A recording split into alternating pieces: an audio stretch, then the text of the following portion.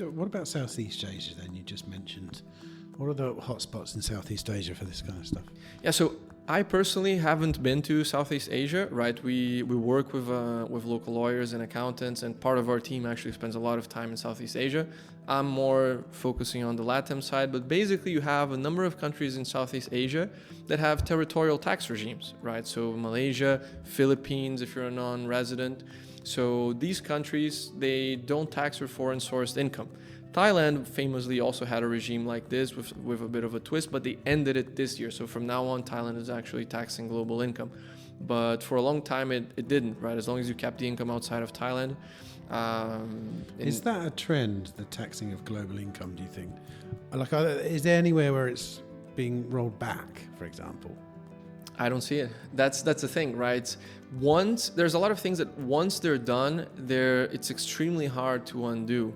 So when a country goes from a territorial tax regime to a worldwide tax regime, future tax reforms are usually going to be in the direction of, okay, we're going to lower the income taxes. We're going to increase the bracket so it takes longer for you to pay tax on that, but they're not coming back to a full territorial tax. And that's the direction most countries are going, and even some of the still tax havens are going. So you can take the example of Uruguay, right?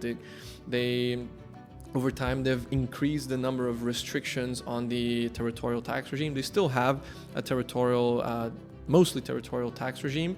So, for example, rent, pensions, capital gains from abroad are not taxed, but then dividends and interest are actually taxed even if they're from abroad. Although if you move there as an expat, then you have an 11-year tax holiday where you pay nothing, but then you actually have to pay. So it's territorial for some sorts of income, but not others. And then on the company side, they're always also doing something like that, where you really have to show the origin of the income, if it wasn't from work done in Uruguay, because if so, then it's actually local income. So they're basically chipping away at the territoriality principle by adding more and more conditions to it.